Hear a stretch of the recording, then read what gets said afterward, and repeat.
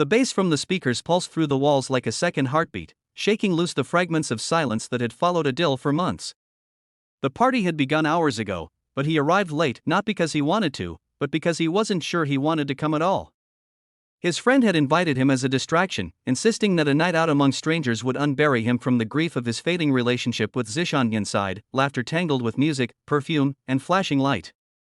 People danced with abandon, their faces half hidden by shadows and smoke. Adil stood near the entrance, awkward at first, watching the crowd rather than joining it. It had been weeks since he'd spoken to Zishan properly, their conversations had become brittle, reduced to polite words and long silences. He felt like a ghost haunting the memory of something that used to feel alive. A drink in hand, he moved to a quieter corner, pretending to scroll his phone. That's when he noticed them, three men near the bar, talking and laughing as if the world belonged to them. The tallest one, Rayhan, caught his attention first. His confidence wasn't loud, but magnetic, the kind of charm that didn't need to prove itself. The other two, Samir and Denial, mirrored his ease, their movements synchronized like they'd known each other for years. Rayhan looked over and smiled. It was brief, almost casual, but it reached his eyes, and for the first time that night, Adil felt seen. He tried to look away, but curiosity lingered like a secret he wasn't ready to admit. Minutes later, Rayhan approached, carrying 2 glasses. "You look like you don't belong here," Rayhan said, handing him a drink. His tone wasn't mocking, it was observant, gentle. "Maybe I don't," Adil replied, forcing a smile. "I'm not really a party person." "Neither are we," Rayhan said, nodding toward his friends. "We just show up for the stories."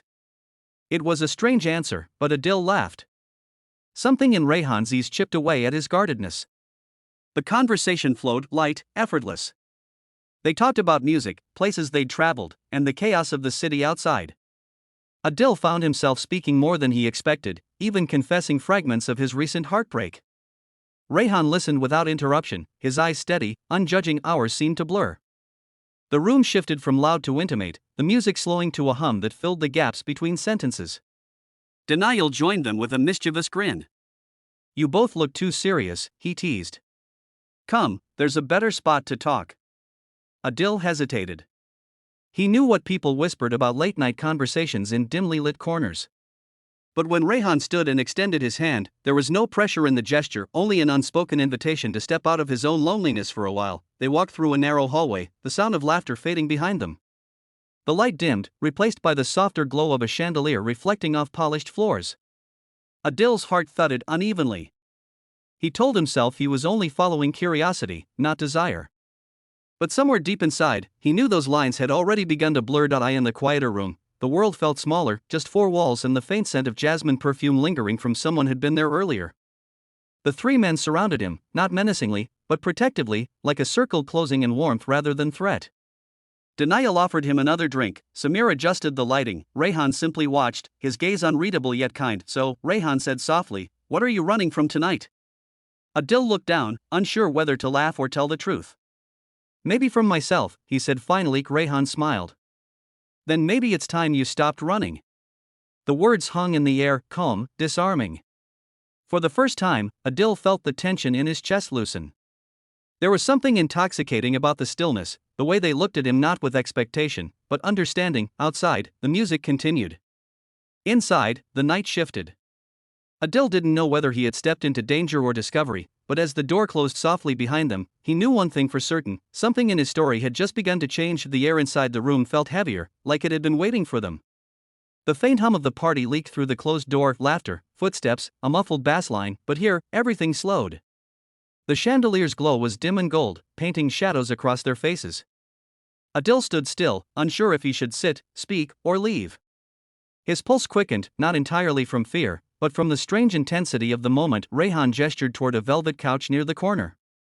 "You can relax," he said gently, as though sensing Adil's unease. "It's just quieter here." Adil nodded and sat. His fingers traced the rim of his glass. He felt out of place yet anchored by Rayhan's presence. The other 2, Denial and Samir, didn't intrude. They busied themselves with the music system, adjusting the volume until a soft instrumental filled the silence. The melody was slow, melancholic, something between confession and calm. Rayhan took a seat opposite him. "You seemed lost out there," he said. "I could tell." Adil managed a faint smile. "I guess I've been lost for a while." He hadn't meant to admit that, but the word slipped out easily. Maybe it was the quiet, or maybe the comfort of talking to someone who didn't know his past. Zishan's absence had left a vacuum in his chest, conversations replaced by cold politeness, warmth replaced by routine. Tonight, for the first time in months, someone's gaze made him feel visible again. What happened? Rayhan asked softly. Adil hesitated. It's not really a story. Just distance. The kind that grows quietly, until one day you wake up and realize you're strangers. Rayhan nodded, not prying, not pitying. Sometimes love ends without anyone meaning to hurt the other. Silence can be louder than words. The remark caught Adil off guard. He looked at Rayhan closely, wondering how he could read emotions so precisely. Their eyes met not in flirtation, but in shared understanding. It was strange how quickly empathy could feel like intimacy. Denial came over with a teasing grin, breaking the heaviness. You two look like you're solving the universe. He handed Adil a small bottle of water. Drink. You'll need it if you plan on talking this much. The three men laughed lightly, easing the tension. Adil took a sip, grateful for the interruption. The laughter faded, but the comfort remained, the kind that didn't ask for anything in return. Rayhan leaned back. So, what keeps you here, Adil? Most people would have left long ago. I don't know, Adil admitted. Maybe it's easier to face strangers than someone who once knew everything about you. Rayhan nodded again, his expression thoughtful. The light caught the edges of his jawline, turning his calm into something quietly magnetic. Sometimes strangers remind us who we were before the heartbreak. Adil looked down, unsure whether he was being seen or read. There was no predatory intent, only a depth that unsettled him in a gentler way. He realized how close he'd come to forgetting what emotional connection felt like, not physical attraction, but the simple grace of being listened to. The music shifted, slower now, softer. Samir dimmed the lights further. Adil's heart began to race again, but for a different reason. Rayhan stood, walked closer, and crouched down beside him. Hey, he said quietly, you don't have to talk about it anymore. Just breathe. Adil's breath hitched. The kindness in Rayhan's tone disarmed him completely. He felt the urge to lean closer, to surrender to the moment, but guilt flickered behind his ribs. Zishan's face surfaced in his mind, the way he used to smile, the way he used to listen. He stood abruptly, stepping back.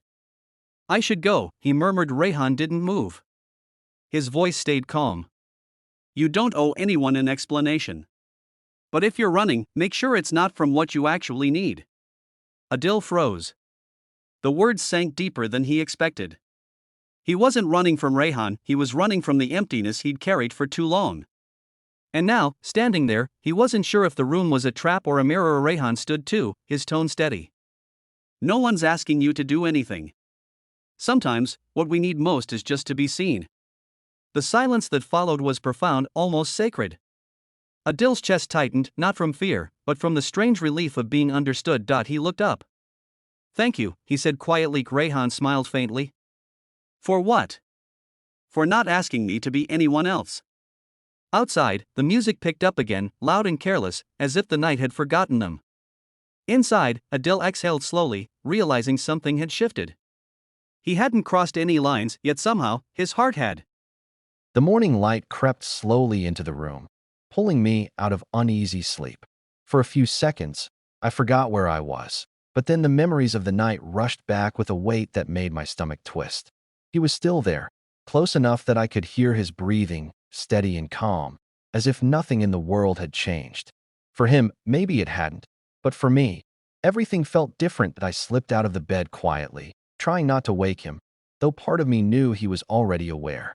The mirror on the wall caught my reflection, and I hardly recognized the person staring back. My mind replayed every detail, every choice I had made, and a heavy sense of guilt settled on my chest. I thought of the life I had outside this house, the trust one had once promised someone else, and the fragile line I had shattered in just one night. When he finally stirred, he smiled at me with a kind of ease that almost made me jealous. There was no trace of doubt in his face, only a quiet understanding. He didn't press me with questions or try to force a conversation. Instead, he offered me coffee, acting as though everything was normal.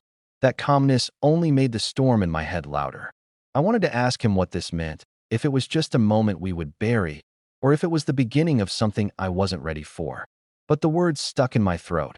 Later, when I left his house, the air outside felt heavy, like the world somehow knew what I had done. At the gym, the following days were strange. We acted as though nothing had happened, but our eyes betrayed us. Every time they met, there was a flash of recognition, a memory we both carried but couldn't speak aloud. Sometimes it felt thrilling, the secrecy binding us together in a way no one else could understand. Other times, it felt like a chain, a reminder of the betrayal that sat quietly in the background of my life, that I found myself avoiding certain conversations with my partner, avoiding too much eye contact, avoiding questions that could lead anywhere close to the truth. The guilt gnawed at me, but so did the pull toward him. It was as though the more I tried to distance myself, the stronger the invisible thread between us became. Every workout, every shared smile, every accidental brush of his hand against mine, it all fed the conflict burning inside me. Nights were the hardest. That was when the silence left me alone with my thoughts, and the memory of that night replayed over and over. Sometimes I told myself it was a mistake, a lapse of judgment that should never happen again. Other times, I wondered if what I felt with him was real, something I had been missing without even knowing it.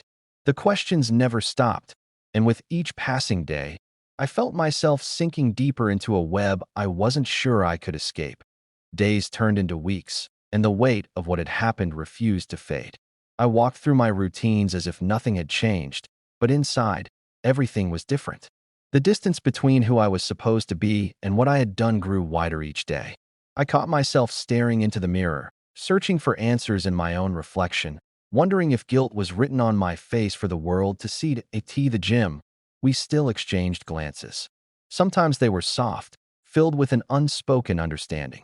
Other times they were sharp, reminders of a secret too heavy for two people to carry in silence. He seemed more at peace with it than I was, moving through life as though he had accepted whatever we had done, while I was still trapped in endless circles of doubt. My chest ached with the thought of how easy it was for me to lose control, how quickly trust could crumble in the hands of temptation. One evening, I found myself sitting alone, thinking about love, loyalty, and betrayal. I wondered if what I felt that night was real affection or just a weakness born of desire. Was it I longed for, or simply the thrill of stepping outside the lines? The questions had no simple answers, but the consequences were real enough. My partner's trust, the life I had built, the quiet promises I had once made, all of it stood on fragile ground. He reached out once more, asking if I wanted to meet again. My heart leapt at the invitation, but my mind screamed against it. I knew that repeating the same choice would only tie me deeper into a story I might never escape. For the first time, I admitted to myself that I had to decide. Either I cut this secret thread before it strangled everything I valued, or I let myself fall, accepting the wreckage that would follow. In the end, I chose silence. I didn't reply, didn't go back, didn't allow myself another night like the first. The ache of walking away was sharp, but it carried a strange kind of relief, as though closing the door was the only way to breathe again. The memory remained, vivid and unshakable, but I let it live only in the past. Looking back, I realized the night had been both a warning and a lesson. Desire can disguise itself as love. Temptation can whisper louder than reason, and in a single moment, a person can step across a line that takes years to recover from. I carried the memory with me not as a triumph, but as a reminder. Love is fragile, and betrayal is a shadow that never truly disappears. And so, I walked forward, carrying both the guilt of what I had done and the knowledge of how easily it could happen again. Some stories stay hidden forever, but their echoes never stop shaping the person who lived them.